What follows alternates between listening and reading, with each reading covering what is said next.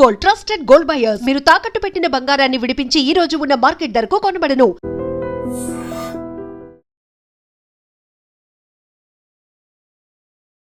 Hi hello నమస్తే, నేను Kavitha. Welcome to I dream. ప్రస్తుతం నేనున్నాను మిల్పిటాస్, కాలిఫోర్నియాలో. ఇక్కడ TDF Telangana development forum 25 years celebrations చేసుకుంటోంది. సిల్వర్ జూబ్లీ తెలంగాణకి సంబంధించి ఇక్కడ ఉన్నటువంటి కమ్యూనిటీ అంతా తెలంగాణలో ఏం జరగాలి అనే ఉద్దేశంతో ప్రగతి తెలంగాణ అనే కాన్సెప్ట్తో 3 రోజుల పాటు ఈ కన్వెన్షన్ నిర్వహిస్తోంది. మనతో పాటుగా ఉన్నారు తెలంగాణ రాష్ట్ర విద్యా కమిషన్ చైర్మన్ ఆకునూరి మురళి గారు. హలో సార్, నమస్తే. సార్, ఇప్పుడు TDF తెలంగాణ డెవలప్మెంట్ ఫోరం చాలా సైలెంట్గా పనిచేసుకుంటూ వస్తుంది. 25 ఏళ్ళు కంప్లీట్ చేసుకుంది. మీరు ఇక్కడికి చీఫ్ గెస్ట్గా వచ్చారు. డెవలప్మెంట్ అంటే అక్కడుండి అక్కడ దానికోసం మనం మాట్లాడుకుంటాం. ఇంత దూరం వచ్చి ఇక్కడ మాట్లాడుకోవాల్సిన అవసరం ఏముంది? తెలంగాణ డెవలప్మెంట్ ఫోరం అనేది నాకు తెలిసి వీళ్ళు గత 25 సంవత్సరాలలో తెలంగాణ రావడానికి చాలా బ్యాక్ ఎండ్ వర్క్ చేశారు. సో చాలామందిని రాజకీయ నాయకుల్ని కావచ్చు, లేకపోతే ఈవెన్ మీడియాని కావచ్చు, హోల్ కమ్యూనిటీని కదిలించాలి. సో చాలా సమాచారాన్ని క్రోడీకరించి సో ఎవరికైతే అందించాలో వారికి అందించడము. సో కొంత బ్యాక్వర్డ్ ఇంటెలెక్చువల్ వర్క్ చేస్తారు బ్యాక్గ్రౌండ్లో. సో అది తెలంగాణ రాజకీయ కూడా బాగా ఉపయోగపడిందని నాకు అర్థమైంది. సో దాని గురించి నేను కూడా ఈరోజు ఇక్కడికి రావడం జరిగింది. సో దాంతో పాటుగా నేను కాలిఫోర్నియాకి రావడానికి ఇంకొక ముఖ్య కారణం, సో విద్యా కమిషన్ పని కూడా పెట్టుకున్నాను. నేను ఇక్కడ ఉన్నటువంటి గవర్నమెంట్ స్కూల్స్ని చూడడానికి, ఉన్నటువంటి గవర్నమెంట్ సపోర్టెడ్ యూనివర్సిటీస్ని చూడడానికి కూడా రావడం జరిగింది అనమాట. నాకు ఎక్కువ మోటివేషన్ అది, to be frank with you. So స్కూల్స్కి సంబంధించి అంటే రావాల్సినటువంటి మార్పులు చాలా ఉన్నాయనేది ఉంటుంది మనకి. ఎంత మనం నీళ్లు, నిధులు, నియామకాలను తెలంగాణ రాష్ట్రం తెచ్చుకున్నప్పటికీ విద్య గురించి లేకపోతే వైద్యం గురించి ప్రతిసారి మాట్లాడుకుంటాం. దాని మీద ఆరోపణలు వస్తుంటాయి. దానికి సంబంధించి బోల్డ్ అంతా చర్చ జరుగుతూ ఉంటుంది. ఏం మిస్ అవుతుందని అనిపించింది సార్? ఈ 10 ఏళ్ల తెలంగాణ కంప్లీట్ అయిపోయింది, 11 ఏళ్ళ వచ్చిన మనం. మన దగ్గర మీ అందరికీ అర్థం కానిది ఒకటి, విద్యకు సంబంధించిన ఒక విషయం ఉందమ్మా. దాన్ని ఏమంటారు, గూడు పుట అని అంటామా, లేకపోతే ఒక నిగూఢమైనటువంటి ఆలోచన విధానం అంటామా. ఏంటంటే తెలంగాణలో కావచ్చు, భారతదేశంలో కావచ్చు, అందరికీ నాణ్యమైన విద్య ఇవ్వకూడదు అనే ఒక భావజాలం ఉందమ్మా. ఎప్పటి నుంచి అంటారు? అది కొన్ని వందల సంవత్సరాల నుంచి ఉంది. అది ఇప్పటికీ ఇంకా కంటిన్యూ అవుతుంది. ఇది చాలామందికి అర్థం కాదు, కానీ నాకు చాలా స్పష్టంగా అర్థమవుతుంది. సో దాంట్లో భాగంగానే కేసీఆర్ గారు కూడా విద్యను పూర్తిగా ధ్వంసం చేశారు. దాంట్లో భాగంగానే మరి ఇప్పుడు రేవంత్ రెడ్డి గారు ఆలోచిస్తున్నాడు. సో బట్ ఆయన కూడా ఆయన కమిట్మెంట్ని విద్య వైపు ప్రూవ్ చేసుకోవాల్సిన అవసరం అయితే ఉంటుంది. కాకపోతే సార్, గురుకులాలు గతంలో ఎన్నడూ లేంతగా తెలంగాణలో 10 ఏళ్లలోనే వచ్చాయి.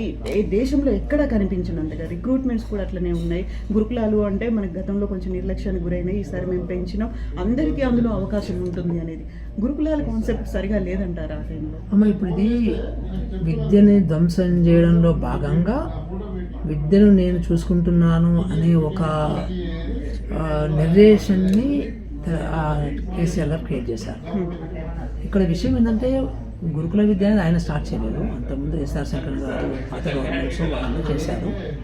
కానీ మన అందరికీ గుర్తుపెట్టుకోవాల్సింది ఏంటంటే, మీరు ఎంత చేసినా కానీ గురుకుల విద్య అనేది మెయిన్ స్ట్రీమ్ కాదు. అది ఓన్లీ మ్యాక్సిమం మొన్నటి వరకు ఒక 6% విద్యార్థులకు మాత్రమే అది విద్య అందిస్తుంది. తర్వాత పేదరికం ఎక్కువ ఉంది కాబట్టి, తర్వాత రెగ్యులర్గా ఉన్నటువంటి స్కూళ్ళు సర్వనాశనమైనవి కాబట్టి, అక్కడ నాణ్యమైన విద్య దొరకలేదు కాబట్టి, ఆ స్కూళ్ళు సరిగ్గా పనిచేయటం లేదు కాబట్టి, ఆ రెగ్యులర్ స్కూళ్ళల్లో, మన గ్రామాల్లో పనిచేసే స్కూళ్ళల్లో సౌకర్యాలు లేవు కాబట్టి, ఈ గురుకుల విద్యకి పాపం తల్లిదండ్రులు దాన్ని ఉత్సాహం గ్రహిస్తున్నారు. ఎందుకంటే అక్కడ కొంచెం మోర్ నాణ్యమైన విద్య దొరుకుతుందని, కొంచెం ఫెసిలిటీస్ ఎక్కువ ఉంటాయని, కొంచెం సేఫ్టీ అండ్ సెక్యూరిటీ ఎక్కువ ఉంటుందని దానివైపు మొగ్గు చేస్తున్నారు.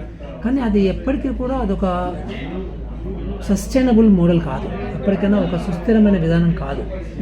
సో ఆ రకంగా ఇవ్వడం అనేది ఇప్పుడు మీకు ప్రపంచంలో ఇప్పటివరకు డెవలప్మెంట్ అయినటువంటి దేశాల యొక్క విద్యా వ్యవస్థ మీరు స్టడీ చేసినట్లయితే, విద్యా చరిత్రను స్టడీ చేసినట్లయితే, ఎక్కడ కూడా ప్రపంచంలో మీకు గురుకుల విద్య ద్వారా డెవలప్మెంట్ జరిగింది అనేది విద్య అనేది నాకు కనబడదు. ఇప్పుడు ఈ డెవలప్మెంట్ దేశాలలో, అది కెనడా కావచ్చు, అమెరికా కావచ్చు, యూరోప్ కావచ్చు, ఈ దేశాలలో గురుకుల విద్య అనేది ఒక స్పెషల్ ఎడ్యుకేషన్ ప్రోగ్రామ్లో ఉంటుంది. అది అంటే కొన్ని పరిస్థితులలో విద్యార్థులు రెగ్యులర్ పాఠశాల చదవడానికి ఉండదు అలాంటి పరిస్థితుల్లో మాత్రమే baby I think deaf and dumb చిల్డ్రన్కి కావచ్చు, బ్లైండ్ పీపుల్ కావచ్చు, అలాంటి వాళ్ళకి సంబంధించి కాకపోతే ఇంటర్నేషనల్గా ఎప్పుడు తిరుగుతూ పనిచేసే వాళ్ళు కావచ్చు, అలాంటి వాళ్ళకి రెగ్యులర్ నైబర్హుడ్ ఎడ్యుకేషన్ పనికిరాదు, కుదరదు అది. అందుకని అక్కడ మాత్రమే ఈ గురుకుల విద్య ఉన్నాయి తప్ప, రెసిడెన్షియల్ సిస్టమ్ ఉంది తప్ప మన దేశంలో ఉన్నట్టు మన దేశంలో ఎక్కడ లేవు. ఓన్లీ తెలంగాణలోనే ఎక్కువ గురుకులాలు ఉన్నవి. ఎందుకంటే పేదరికం ఉన్నప్పుడు గురుకుల విద్యని అడుగుతారు ఎవరైనా కానీ. ఇప్పుడు మీరు అమెరికాలో గురుకుల విద్యలు పెట్టండి, ఎవరైనా పంపిస్తారా? పంపించారు. అది ఎందుకంటే అది సరైన వ్యవస్థ కాదు అది.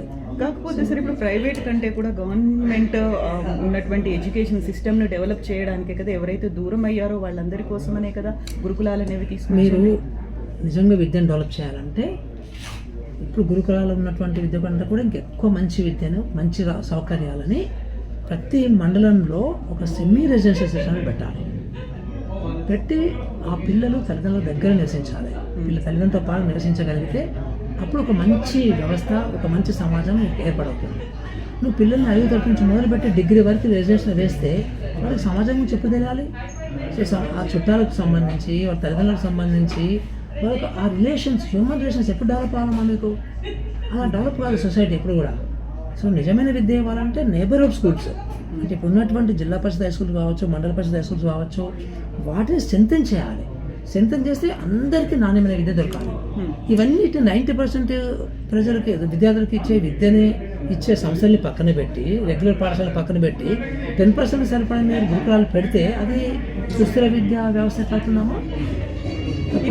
ఇప్పుడు మనం హాస్టల్స్, మెస్సులు వీటన్నిటి గురించి మాట్లాడుకుంటుంటే గతంలో కంటే కూడా ఇప్పుడు దారుణమైనటువంటి నిర్లక్ష్యానికి గురయ్యాయి. ప్రాపర్గా ఫెసిలిటీస్ లేదు. వాళ్ళకి ఇచ్చేటువంటి ఫుడ్లో కూడా అవకతవకలు జరుగుతున్నాయి. దాంట్లో కూడా ఫుడ్ పాయిజనింగ్స్ అవుతున్నాయి. చాలా వరకు ఉన్న హాస్టల్స్లో కూడా మెరుగైనటువంటి వసతులు లేవు. వాళ్ళు అర్ధాకలతో ఉండాల్సి వస్తుంది. కొన్ని వరంగల్ లాంటి ప్లేసుల్లో చూసుకుంటే కలెక్టర్ వస్తే తప్ప మాకు సరైనటువంటి ఫుడ్ దొరకదు, వస్తే తప్ప మాకు వసతులు రావు అని పిల్లలే వాక్ చేసుకుంటూ, పాదయాత్రలు చేసుకుంటూ నిరసనలు చేస్తున్నటువంటి పరిస్థితి. ఇక్కడ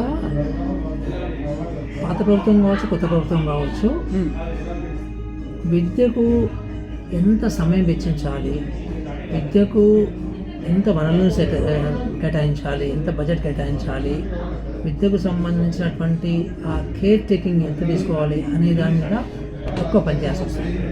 ముఖ్యమంత్రి కావచ్చు, మంత్రి కావచ్చు, సెక్రటరీస్ కావచ్చు, అధికారులు కావచ్చు, అంత జరగదు. కొంచెం కేర్లెస్నెస్ ఎక్కువనే అయింది, ఇంకా అవుతూనే ఉండదు. అది కరెక్ట్ కాదు. ఉదాహరణకి విద్యా కమిషన్ మేమే మిడ్ డే మీల్స్ ఇంప్రూవ్ చేయాలి. మిడ్ డే మీల్స్ వలన చాలా సఫర్ అవుతున్నారు పిల్లలు, నాణ్యమైన ఫుడ్ దొరకడం లేదు. అది చేస్తూ అమలు చేస్తున్నటువంటి self help group members, 2 members ఎవరైతే ఉంటారో వాళ్ళు పెట్టుబడి పెడుతున్నారు. రివర్స్ అసలు మనం పెట్టుబడి పెట్టి వాళ్ళ దగ్గర సహాయం చేసుకోవాల్సింది పోయి వాళ్ళు అప్పుల పాలయ్యి అప్పులు తీసుకొచ్చి, అక్కడ ఒక కిరాణా స్టోర్ దగ్గర అప్పు తీసుకొచ్చి, కూరగాయల స్టోర్ దగ్గర అప్పు తీసుకొచ్చి వాళ్ళు పెట్టుబడి పెట్టి ఎంత ఇస్తారు వాళ్ళు? అది ఎప్పుడో నువ్వు ఒక 5 సంవత్సరాల క్రితము రేట్లని ఇప్పుడు నువ్వు ఎట్లా వర్తింపు చేస్తున్నావు?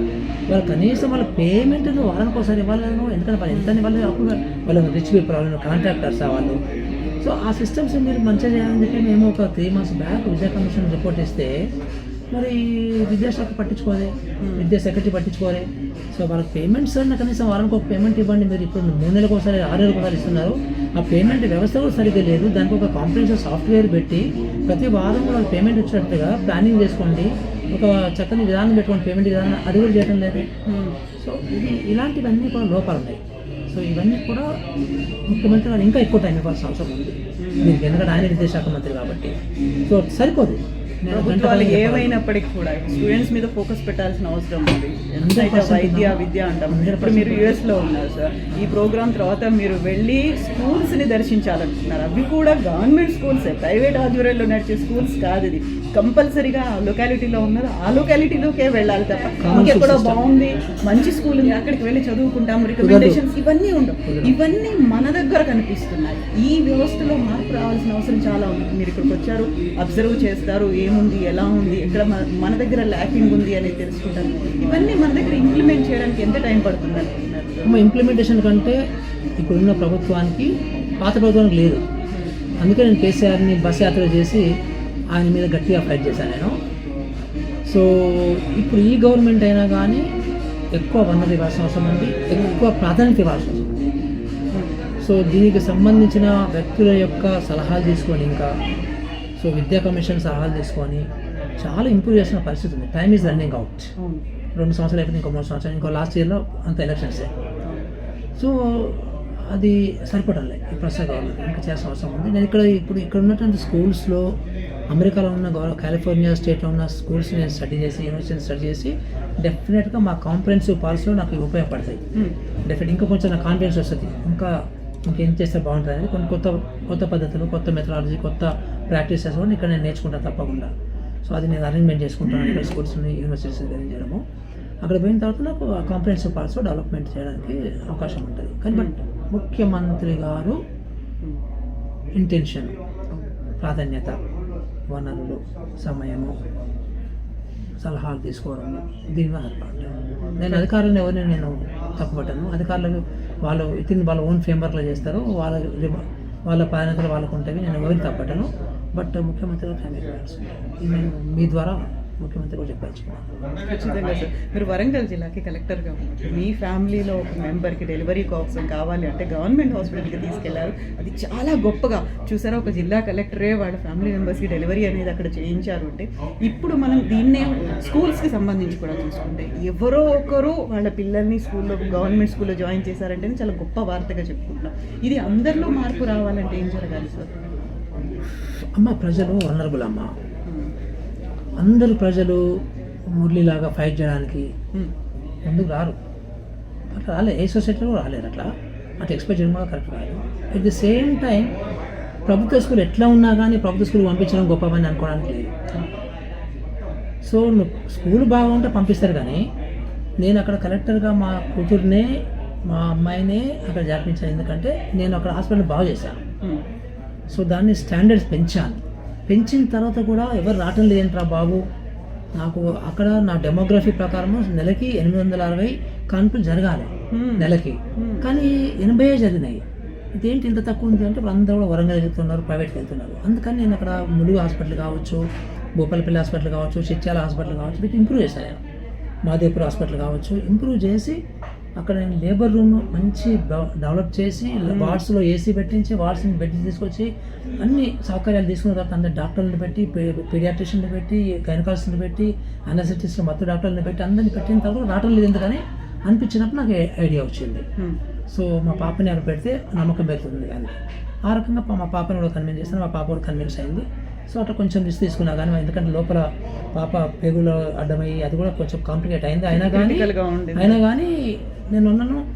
మేము ఆర్డినరీ పర్సన్కి అట్లాంటి సిచ్యువేషన్స్ ఏం చేస్తారంటే మేమే చేస్తాం సార్ అన్నారు. మరి మా పాప కూడా చేయండి మీరే, అంతే భయపడి మీరు నన్ను భయపెట్టిస్తున్నారు, మీరు ఎందుకు వరంగల్ పంపించండి, హైదరాబాద్ అడుగుతున్నారు, లేదు మీరే చేయండి అని చెప్పేసి రిస్క్ తీసుకొని చేసామన్నమాట.